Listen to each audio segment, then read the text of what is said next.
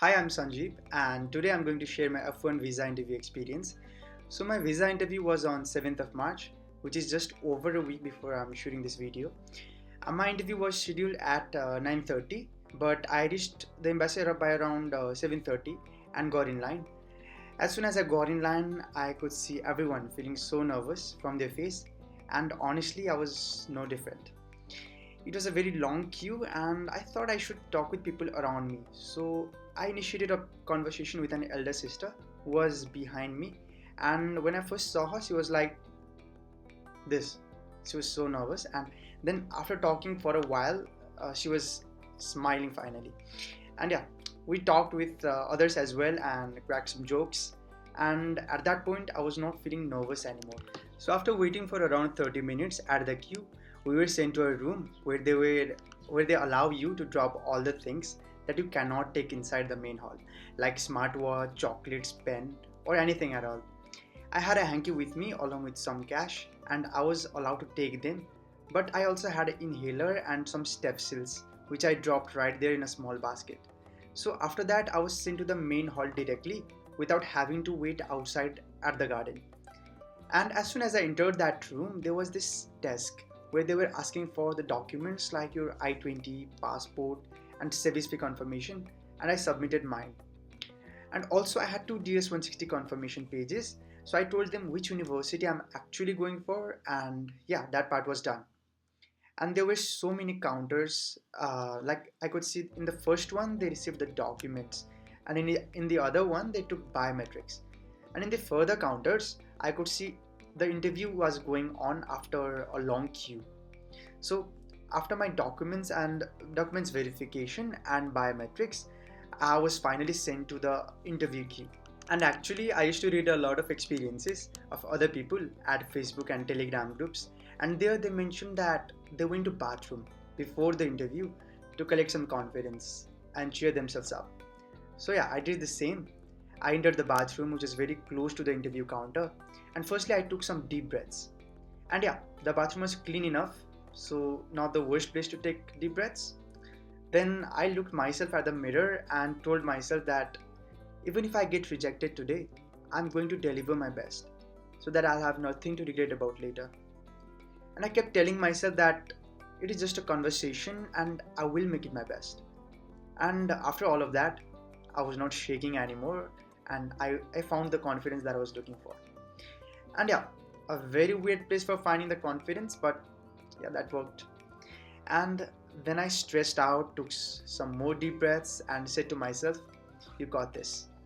So yeah, then I got out, and after drinking some water, I went back to the line.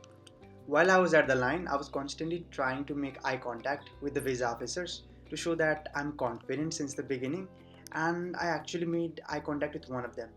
They call him a half-bald visa officer. So I was not gossiping with others because that's something that visa officers don't like.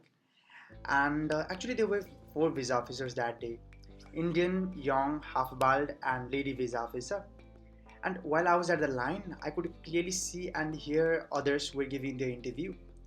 Some of them were keeping their hands back while talking, and some were putting their hands on the counter desk. Some were sounding so robotic and giving memorized answers, and I knew I had to avoid all those in my turn. And I could also see people living with their passports, which was not the best thing to look at. And also, I could see others who were living with a big smile in their face, and yeah, their faces told the story. Then finally, I was taken to counter number 8. It was young visa officer. He had just rejected a pack of family before me, and to be honest, I was a little bit nervous. And so here is how it begins. I approached him with a smile and said, "Good morning, officer. How is it going?" in a loud tone. And he replied, "Good. Pass me your documents." And I said, "Okay, here you go." And after 2 seconds of pause, I said, "I'm Sanjay, by the way. It's really nice to meet you." Actually, I was trying to make it as conversational as possible. And he replied that, "Nice to meet you too, Sanjeev. So, what is your major?" And I replied, "It is Management Information Systems." Actually, my major is a combination of both business and IT. And so, yeah, after he asked me, "Why did you choose this major?" And yeah, I gave my prepared answer. In my answer, I showed a connection between my dad's business and my curiosity to learn about business and data, and how my dad inspired me to choose it in the first place, because like I mentioned that he is involved in the business himself. So yeah, through this answer I showed strong home ties, and he was listening very well with a good eye contact. And then he asked, "What is your dad's business?" Then I replied, "He owns a hardware shop and he has been doing this business for over a decade." And okay, then he says, "So you got a really good scholarship. How did you get this?" And I replied, "I got it based on my SAT score, officer." And as soon as I completed this answer, he interrupted me and asked, "What is your SAT score?" And I replied, "It is 1340, officer." And yeah, he asked what was the minimum SAT score required to be eligible for scholarships in this university. And I was actually a little bit confused, but I suddenly replied, "I think it is around 1290, officer." And again, there was a silence for about 3 seconds. And so to break that silence, I added, "Officer, I forgot to mention that I also got this scholarship based on my personal essay." And yeah, then he says, "Nice. So what are your plans after graduation?" Then I told, "After specializing in data analytics in my senior year, I want to start my career as a business analyst at Doraz, Nepal, and gain experience from there. And after gaining much experience, my bigger goal is to modernize my dad's business." Actually, in this answer, I was a little bit fumbling in the beginning, but I did it confidently. So he asked me, like, "How do you exactly plan to modernize your dad's business?" And I was actually expecting this question, but still I could not stop fumbling. I don't know why. And yeah, in my answer, I gave an example of how data analytics could be used in tracking sales patterns and helping the business.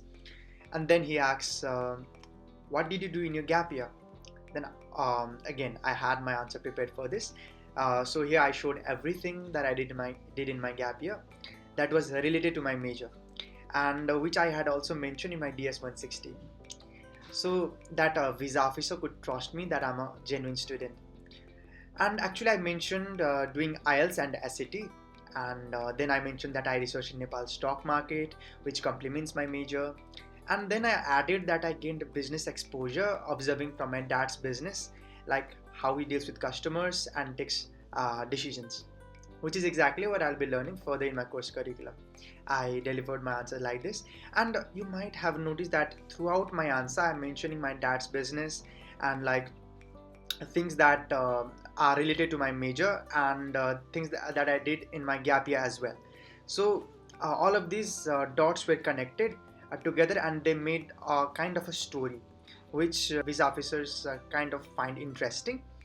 And yeah, so after that, the golden words: "Okay, congratulations on your scholarship and for your visa." And then he handed me the green slip. And at that time, I had the biggest grin on my face, and I said, "Thank you so much, officer. You made my day." And yeah, I left from there immediately. So if you guys want any suggestions on how to prepare your answers, or want to know how I self-prepared for my visa interview, or if you want me to share YouTube channels and videos that helped me, comment below if I should make another video on that. Because in this video, I just wanted to share my interview experience, and that's all. In the meantime, I will leave links to Telegram groups that helped me a lot during my visa interview preparation. If you found this video interesting, please drop a like and subscribe to my channel so that you'll be notified when I upload my next video. So all the best for your visa interview, and I'll see you in the next one.